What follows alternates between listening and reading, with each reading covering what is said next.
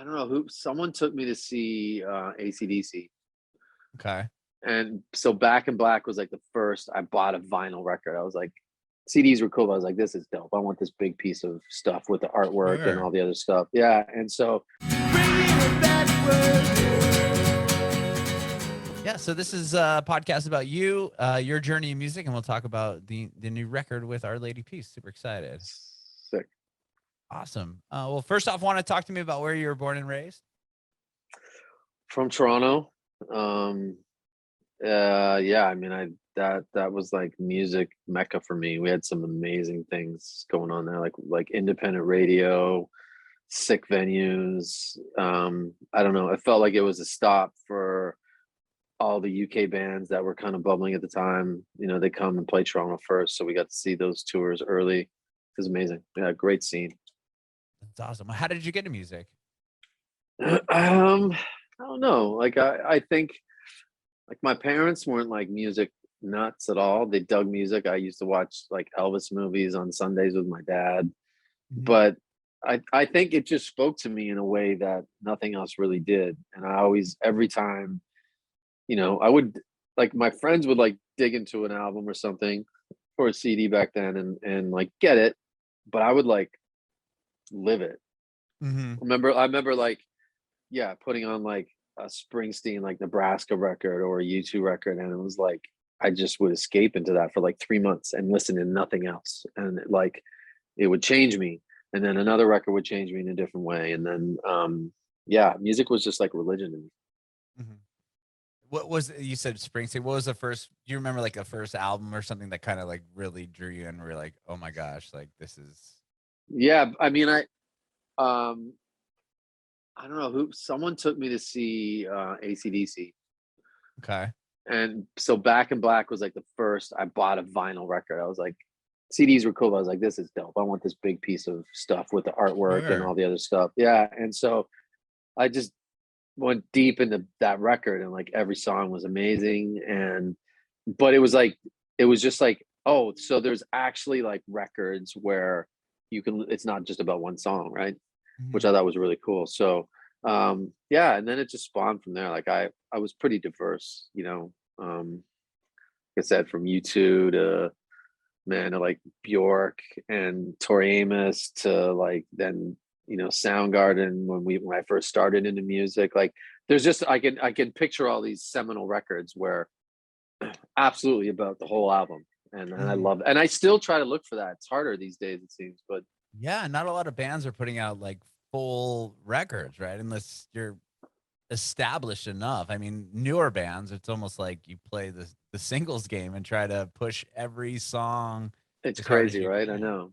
Yeah, yeah. So, and yeah, and you're right. And it's weird because that forces you to like go to older artists who just still are into that like album cycle. But lots of good music. Yeah, I just, it's funny because of COVID, I really found myself going back to records. Like I binge watched every new series probably known to man, which was fine because it's like escaping. But music, I went like comfort. I went to like, Jeff Buckley's Grace and old Leonard Mhm. Cohen records and Nick Cave and like I said, like a Soundgarden stuff or Deftones or whatever, but old records because I don't know. It's just like there's comfort in there.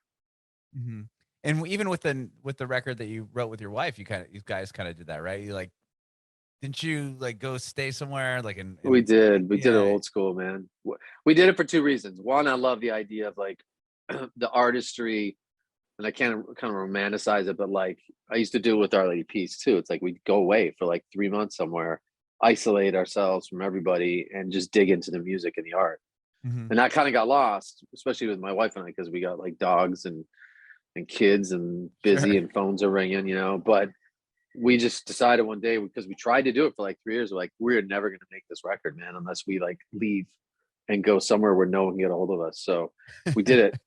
We did it for 3 weeks instead of 3 months, but we went to this isolated island off the coast of Canada that's owned by Mhm. France. And it was dope. It was like, it was tough at times, but it felt like, okay, this is about one thing besides eating. It's about the art. And so I loved it because it was like 10 hours a day, like just really digging into songwriting, which was really cool. I haven't done that for a long time. That's amazing. What was the first instrument you learned how to play? So when I was saying like I got into all these records, Uh-huh. and a lot of them were like guitar. So whether it was Springsteen or I had like a Rush moment, I guess every Canadian has to have that at some point. But like U2, and it was guitar, right? So I my brother for some reason, who never became a musician, but he got a guitar for Christmas when he was like 12, and so I stole that and started just kind of taught myself like Sunday Bloody Sunday by U2, and started, picking up little songs, and like Atlantic City from Springsteen, like kind of easy stuff, but that was it. And as soon as I connected that, oh shit, I can play these chords and I can sing over them. Mm-hmm. As soon as I realized that, I was like, I'm never playing other people's songs. I'm just going to write my own songs. Oh, interesting.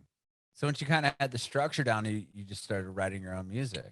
I never wanted to like cover songs. Even now, like even in my band, like we don't do a lot of covers. And I think part of it is just like, yeah, I never was that guy. I never played in a cover band. I never really cared about learning other people's songs. Really, that was always like that. I listen to songs, but when I pick up an instrument, I want to write something that's mine. Mm-hmm. Were you always like a lyricist, or did you write poetry or anything like that? Like, when did that kind of come? Yeah, poetry. That's why that was part of the music thing. Was like I love creative writing back to like I don't know, like fourth grade kind of thing. And I was just like, what do you do with that? Like I'm not gonna like be a poet. I don't even know if that's a job.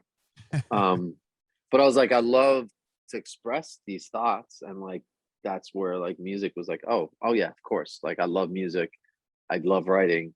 Oh, I should just sing this stuff. How quickly did you form a band, or was it mainly just songs you wrote on your own? Like, were you showing them to anybody? We had a band in high school, and it was kind of like the first inception of Our Lady Peace. Okay. And then after that, instead of like all my friends went away to colleges, and I was like, you know what, I'm going to Toronto. I'm going to go to college there, but I'm going to stay at home so I can be in a band. And so I just found a band in Toronto, and that was kind of it. It took a couple years, but we just did it. We did we dug in, man. We wrote a bunch of songs, did demos, took them to like CMJ in New York, got some interest, and then, got like a deal with Sony. I don't really think they gave a shit. It was just like a small deal, but they're like, Mhm. hey, we kind of dig what you're doing. Seems like you guys are motivated. Go ahead, go make a record for like 40 grand. And if we dig it, we'll put it out. And kind of just, yeah, it all happened from there. Wow. And was that like off demos and stuff that you had shopped to them and were trying to just It really get was, them to? yeah, it was crazy. Like we did like a 4-song demo tape, and I burned a bunch of CDs, and I took them to New York to that College Music Journal thing. And like, I don't even know, man. Like, it's kind of, when I think about it, I get nervous because I don't even know how it happened, and I don't know if it could ever happen again. But I handed them out with a friend of mine to a bunch of people at like shows. Uh-huh. I was at like a Helmet show at some club that was crazy, and some dude was like, "Yeah, I'm from Geffen." Gave him a couple CDs. Same thing at all these different shows, and then literally like the next week, like got 2 calls from Interscope and I think A&M Records, which isn't even really around anymore. And they're like, "Hey, you guys are Canadian. We have your demo." I was like, "Come on, man, who is this?" and Yeah, right. and Geffen was like, "No, man, we really like this. I don't even know how this got across my desk, but like, tell me more." And so I was like, "Oh shit." So a friend of mine was in the business, and I was like, "Hey," they kind of manage like a couple artists, not really, but I was like, "Hey, can you talk to these people, just see if this is real?" Uh-huh. And so we took a day, returned some calls, and then we talked. We met for coffee. He's like, "Look, this shit is real. Like, these people they actually want to fly here from LA to come see you." And I was like, "What?" And so basically, that guy who ends up is still our manager today, he was smart. He was like, "Okay, let's use this." So he got a few other labels. One of them was Sony, and was like, "Hey, just so you know, like, this is my band. Where people are really interested. We're gonna, probably get into like a bit of a bidding war with these guys. Just want to make you guys aware, see if you want to see them." Anyway, so Geffen flew out, and like all these labels flew out, Whoa. and then, yeah, and then Sony Canada was like kind of happening, their head offices were in Toronto, and they sent like 3 people over. We had like 2 days where we just played, like we set up in a studio and we played for these labels when they came in. And Sony Canada was like the coolest because they were just like Geffen was cool because it's Geffen, and they're like signed Nirvana and back, and I was like, shit, that's where we want to Right. be. But then the dude that came was like, yeah, he was like, this will be great. Like, you guys just keep doing what you're doing, send us demos, and when we feel like we have enough, we'll get you guys out to LA and make a record. And that sounded good because of like Nirvana and Beck and stuff. But in my head, when Sony came, they were just like, hey, you know what? These 4 songs are great. You got how many more songs you guys have? And we said, I don't know. We probably have like 4, but we'd like to write for another month to see. And they're like, do that, make a record. When it's done, send it over. And I was like, oh, that's different. That sounds way cooler. Mhm. Doesn't sound as like big time, but I felt like with Geffen, it was like we needed approval on everything, and I didn't dig that. So we went with Sony, and I think it was actually a good decision. Yeah, and then it obviously the next record, you gained the attention of Columbia and That's it. took Yeah. off from there. So, like with that first album, were you? I mean, you guys must have been doing some pretty big shows, I would imagine, if you're getting these labels out and kind of had this interest. Or Well, we couldn't. My manager was smart. It was like because we couldn't really sell at a club in Toronto, so it wasn't like that typical thing of like all these A&R people come out to a club to see you and it's sold out, and they get they're like, damn, this band is happening. We had to do it in the studio because we just said we're basically recording. If you guys want to come by, do that. Which was okay, kind of like, yeah, it was kind of like sly, but it was a good strategy. yeah, that's Um, brilliant, actually, right? right? I know that's why we kept that manager, smart guy. Um, but I think the thing of like that album was done on our terms, and it worked. It's like you said, it got us to like where Columbia and New York was like, we love you guys, we want to sign you. But it also got it like we toured with Van Halen all through the US on that record. Robert Plant Wow. like heard it in New York, heard our song Starseed in New York, called us. We went and did like 6 Page and Plant shows. Oh And my like in it, gosh. yeah, and like so things were like it was right, it was, and we were like building, which I dug. We got on a dope tour with like Sponge in this band called Letters to Cleo, which I still remember is like our Oh, I first love real like, them. Yeah. yeah, like first like sold out clubs. You know, it was crazy hot. People wearing our merch. Like it was fun. Like I really look back at that first record as like it was the right thing to do. I think there would have been so much pressure if Geffen signed us that if it didn't live up, it would like we would have probably not even be a band anymore. So Right. you I never mean, if know you why think you never about why it, you make those decisions, but it was a good decision. sure. Because I mean, a lot of bands will sign to a major or get these big deals and have a hit, or maybe not even, or have a attention on a song, and then they get shelved or they get dropped. Yeah, man. And I mean, to when you put out Clumsy, I mean, that's when it probably really jumped, I would imagine, to Yeah. the kind of a next level. Was that one of those things? Like I know they always say like the sophomore album. Was that even something that was in your brain, or was it like we're just gonna keep doing what we're doing, writing songs, and then it I I mean, yeah, literally. I like to try to stay away from the business for a while. And then when Clumsy hit, you got to get involved in the business because it becomes a business. But yeah, I right? never knew about like that's like you're saying, like that sophomore jinx or anything like that. Really, it just felt like, hey, we learned a lot. We played with we played so many festivals with great bands, and I was just like, okay, I can't wait to go write because now I feel like I've seen so much more. And like on that first record, like there wasn't anything besides guitar, bass, and drums. Mhm. On Clumsy, it was like, man, let's try some piano. Let's get into synths. Let's explore like sonics more. And so that's not why it was successful, but I just think it just Mhm. helped us. Like there was no jinx. It was just like, man, we're ready to like take the next level in terms of where we can go sonically. Yeah, you're just evolving as a band. Sounds like Yeah. Yeah. We weren't trying to already. copy like what we did on the first record. Not at all. We were trying to actually get way away from it and do something better.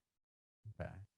And to skip ahead a little bit, I mean, your record that's coming out is Spiritual Machines 2. Why was like what's the correlation in relation to the first one that came out 21 years ago? I know. So that record was based on a book called The Age of Spiritual Machines by Ray Kurzweil. Anyone that's a musician, Kurzweil are like synthesizers. He invented the first synthesizer, right? Oh, okay, I didn't know So that. yeah, he's like a technologist, inventor, might live forever, all about singularity and like the cross section of when you can't tell a machine if it's a machine or a human. Like that's his Mhm. big thing. He has a book, obviously, on singularity. He has another one coming out in the fall on singularity. And so the Age of Spiritual Machines being based on singularity also had all these other predictions. And so it was wild. Like, man, he speaks all over the record. Like we became friends with him and they were like, hey Ray, can you like speak what these predictions are and we'll put them as like interstitials between songs. And so like 20 years later, it was the anniversary during COVID, and we're like, shit, should figure out like how many things he got right. Ends up like basically everything was right.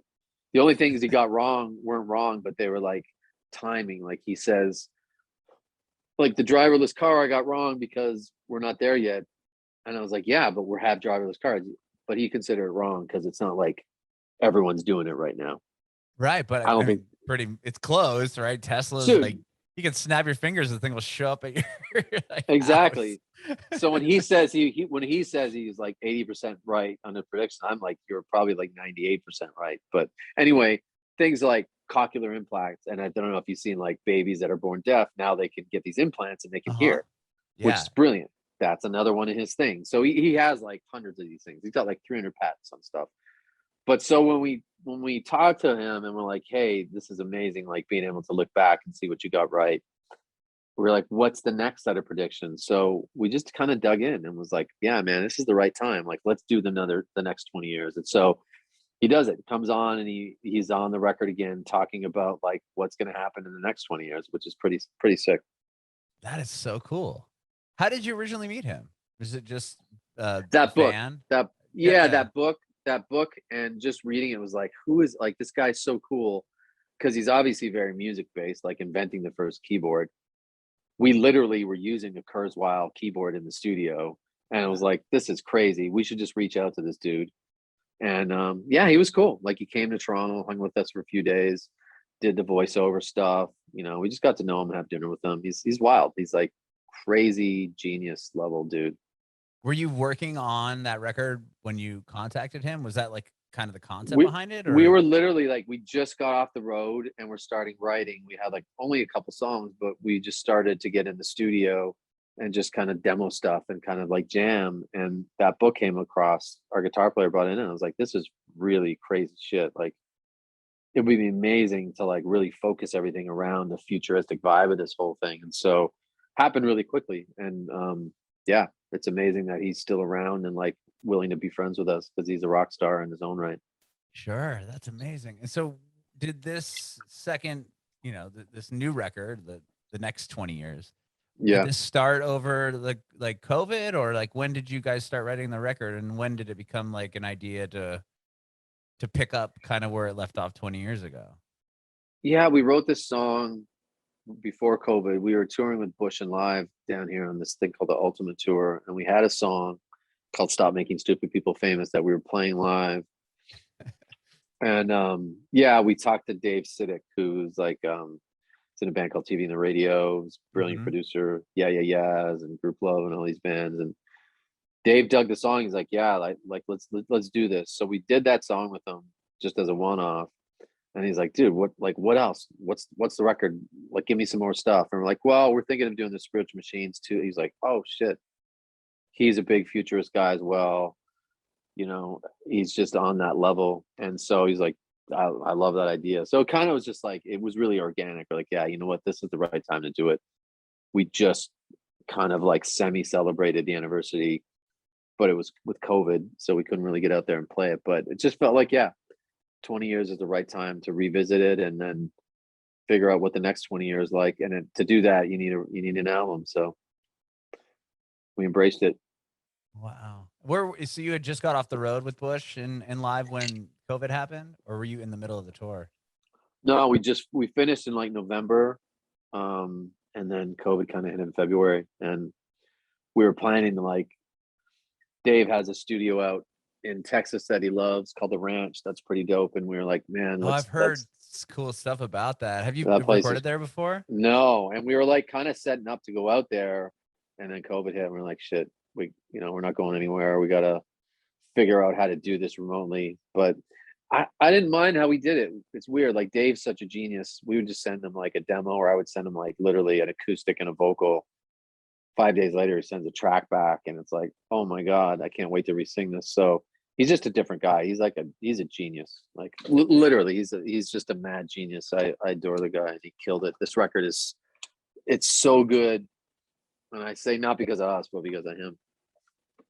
So you started, but it all kind of came out of like it must have been a different process. Obviously, you wanted to go to the ranch to record it, and then Yeah, you're stuck inside. Like, how did you adapt to that? technology, right? We just trade files. He likes to kind of work on his own anyway. Like he'll get in the room with us, and he loves that, and that's where we're gonna go to the ranch. But I think even at the ranch, it's like we do the day with him, but then we go out for dinner, or this is what he was kind of telling me the vibe. It's like, and then you go eat, but then he'll go in at 2 a.m. and work till 6 and do his thing. Oh, So this is kind of the same thing where it's like he would just do his thing, send the stuff, and be like, hey, can Duncan put a bass line in this? So we'd send it to Duncan in Toronto, and he'd send back files. And it really is about just Dave getting everything and organizing and cutting things up and having fun with shit and programming, adding his touches on it. So it's I think the process actually worked in our favor. hmm that's exciting. That's such a cool concept and cool idea to kind of come back to that and talk about what did he get right? Like you said, 98% of what he predicted kind of happened. So it'll be interesting. So the songs on the record are they kind of based on what he's predicting for the next 20 years or just reflecting Yeah. on what he had correct? I think people that loved the first like Spiritual Machines, like the OG one, Mm-hmm. this is different. That one was really dark because the stuff the stuff Ray was predicting was kind of like, man, how do we control the machines? Like, what are the legal rights of a machine when it's kind of like human? Like, how does that work? And even through film and TV, it's always like this dystopian like hellhole. Like Earth turns into this, it's like Terminator shit, right? Like it's all Right. dark. But on this record, our vibe was like, especially with Dave, it's like it's much more rhythm orientated. So that makes things a little bit more upbeat, kind of gives shit hips that we didn't really have on other stuff. And I got tired of like rock beats anyway. And so Dave saved it that way. But by virtue of that, it's like this record has a more light, positive, kind of fresh feel to it. Even though it's not like an anti-rock record, but there's a feel for it. And Ray's predictions are all much more like positive, like because technology grows exponentially.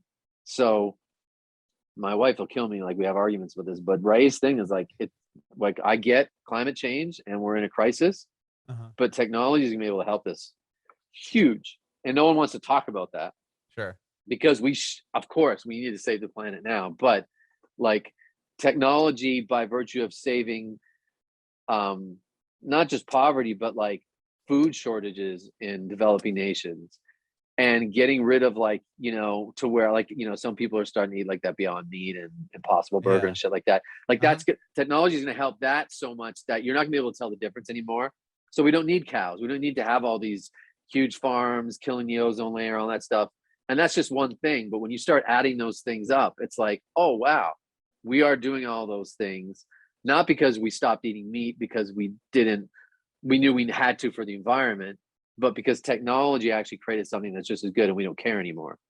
Do you know what Right. I mean? So Yeah, it's yeah, like yeah. this kind of reverse engineering of how we can save the planet. Then he talks about shit like UBI, or everyone gets like this universal basic income, where it's like, yeah, man, you know what? You can be an artist and work at Starbucks and a UBI, and it's like, okay, yeah, you're not driving a Range Rover, but it's a good life, And I Sure. think You can live. that yeah, and that stuff's all coming. And then tons of other cool things. I don't want to give it all away, but anyway, his view is like pretty positive, and so I'm just glad that we didn't make like some dark ass record. So the things like definitely have synergy, which is good. That is amazing. That is, and then you've got so many other things going on. I mean, you help co-write and produce for other artists, and then obviously the project you put together with your wife, and you did a documentary with that. Like, is it hard to Yeah. kind of like when you're writing? I mean, I guess this new record is kind of like it follows suit with what you already, the 20 years ago. But when you're writing, is it like, okay, this is gonna be Our Lady Peace song, or like do you how do you I kind kind of of know. Yeah. I think yeah, I do you know kind of usually. know? There's been like two songs where the bands are like, really? You didn't show that to us? But more or less, it's like more or less I know, and even they know, and it's gotten easier over the last like 3 or 4 years to really know what I'm writing for. But yeah, man, to create, I just try to stay creative. I like my side hustle is tech too. So we're actually releasing this new album as an NFT bundle first before it goes to Spotify or Apple. So Really? So yeah, talk I to me don't, about that a little bit. I don't know much about that. yeah, the whole NFT craze is like hit when people, it was like he's a graphic artist. He sold a piece of art for like 70 mil on Nifty Gateway, which is like, yeah, so it's crazy. Um, Communities like CryptoPunks and Bored Ape, these things are massive, like collectible shit, right? So Uh-huh. huge money in the crypto space for these things. But NFT, like the technology of blockchain, I work with a company based out of Seattle. I also have my own app called Drops, which is for live NFTs at concerts. But blockchain just gives artists like superpowers. So if you buy this thing as an NFT, if you buy Spiritual Machines 2 as an NFT bundle, you get like the songs, which are high audio, like high definition audio, but Mhm. we're going to give away like the demos from each song. So you can hear the demo of Stop Making Stupid People Famous before Dave got his hands on it. You're going to get the Oh, stem, you're going to get the stems to the songs, like, so you can remix shit. remix it. Wow. Yeah, you're going to get like generative artwork. So like we've done additions, like the first 10 people that buy it get a really exclusive cover art, digital, that there's only 10 of. And then the next one, there'll be 50 of this other one, and then there'll be 100, and there'll be 150. So it's like, but these are all exclusive things that could be tradable. They could be worth money. You never know. You can go on a site like OpenSea and put it up for sale. And if you sell it, that's awesome. You make money. But because of the technology, we also get a piece of that. We get like a royalty out of that, which is really cool. It's never existed before, right? So Yeah. the superpower thing is real. It's going to take a minute for people to start to understand it, but it's going to come quick. I'm pretty excited about it. Yeah, I've heard about this where you can almost yeah, it's like you're selling the rights to things that you've created in a sense. Like you We could literally, we actually took a song off the album. It's like the 11th song. We're still trying to figure out how to do this, but we might like fractionalize it where we can sell a percentage to like 100 people. And so you own 1% of the song. So if Mhm. it's on Spotify and doing well, or if Nike loves it and wants to put in a commercial, we're all making money together because you bought like ownership in it. That's never Yeah. been available before, right? Right, you Like can that's invest in art. exactly. Yeah. It's such a cool idea. Yeah. And then if later on you want to sell it to someone else, like your percentage, and it made a lot of money and it's worth more, and it's like, hey, I bought a percentage of an REP song for $100. Now it's worth like 5,000. Go do it, man. Like go sell it. We still get like our little cut of it, and you can make money. That's all. I mean, it's awesome. I love it. Yeah, it's like owning. It's like having stock or some sort of investment in something. Yeah. I That's mean, look, not if you're big company or whatever. legit, if you're like a sneakerhead or collect vinyl or comic book, you know how that shit appreciates. And Oh so if this yeah. stuff does as well, it's like, if you want to get out, awesome. The only thing that's different is now, because of blockchain and what's called like a smart contract that's embedded in these digital assets, we make lifetime value, like we make a little royalty throughout it every time it sells. Which you should. And It's your yeah, art. which You is know what I mean? Yeah. 100%. So I technology is good. I don't fight it. I like that because it's a totally different approach. I mean, I'm not a musician, but I would imagine that with streaming and everything else, I mean, you're not getting paid what like let's be real, you're not getting paid what you should for these songs that are being streamed. I mean, if I look 100%. on your Spotify and you know, million million yeah, million Clem, plays a month means nothing. I can't even buy r- dog food with that. it's like yeah, I'm looking at Clumsy has almost 16 million plays, and it's like they're not paying Nothing. you, what you should be. It's not like getting a radio spin, right? Nope, not at all. But it's not. I mean, look, you own this podcast. This could be an NFT, and you could you can sell it later. Mm-hmm. And the same thing, you build in the smart contract, and it's like, for some reason, I invented, like, I don't know, something that saves the planet, and this podcast becomes a thing. It's like all of a sudden people are buying it and trading it and reselling it, and it's like it's just putting value back in things that, because of the way we communicate and socials, we've kind of stripped all that value out. But now it's Mm-hmm. back. Now I it's going to love come that. back. I think Yeah. that's so cool. That is so cool. And are you gonna put the record out? So you're doing it as an NFT, the album, right? And Yeah. then are you gonna put out like vinyl? Just because I'm a nerd for that Yeah, for stuff. sure. Yep. Okay. Yeah. 100%. That's Yep. so cool. And Raine, thank you so much, man, for doing this. I really, really, really appreciate it. Yeah, it was fun. It was Yeah, nice, really casual. Nice to just talk like this.